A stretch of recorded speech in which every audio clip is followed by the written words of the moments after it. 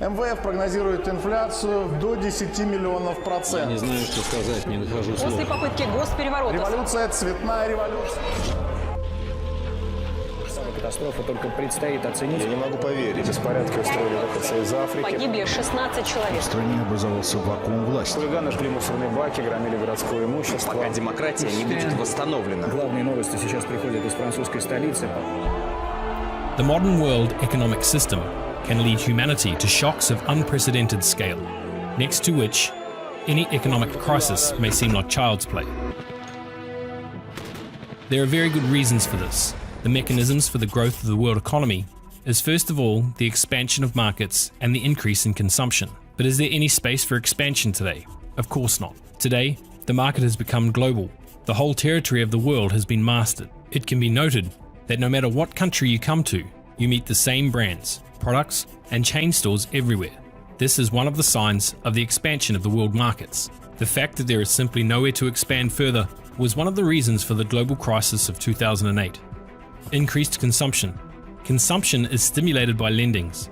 At first, after receiving a loan, the purchasing power increases, but then it decreases markedly as the person works to not only repay the debt, but to also repay the interest on it.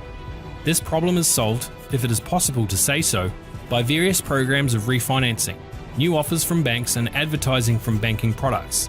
The illusion of cheap loans is created. Thus, people are hooked on a credit needle.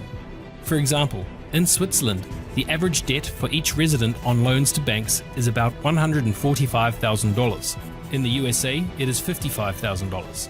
Canadians have accumulated the largest debts. Collectively, the inhabitants of the country owed on average more than $1 trillion in loans. Credit debt of the population in the world has reached a real historical maximum. This has led mankind to a vicious circle. Banks are forced to issue loans to maintain demand, but debt growth in the long run leads to a decrease in demand and consequently to a slowdown in a world economic growth, a decrease in production. As a result, fewer and fewer people in the world will be able to repay the debts on loans. Another significant problem of the world economy is the gap between the rich and the poor, which is growing rapidly every year. Today, 82% of the world's wealth belongs to 1% of the world's population. This doesn't show the flourishing of the world economy. On the contrary, it shows the collapse of the economic order. Production processes are automated and robotized. Human labor is less and less in demand. As a result, more people stay without work. This raises the threat of global instability and civil wars. Are there any real solutions to these problems? In recent years, we often hear about the new economic evolution of the world, or NEW for short. NEW invites the person to participate in the activities of the companies which services he uses. It gives people the opportunity to be co-owners of the companies and thus participate in the management and monitoring that will prevent the waste of public money. The co-investors with the right to receive profits and dividends.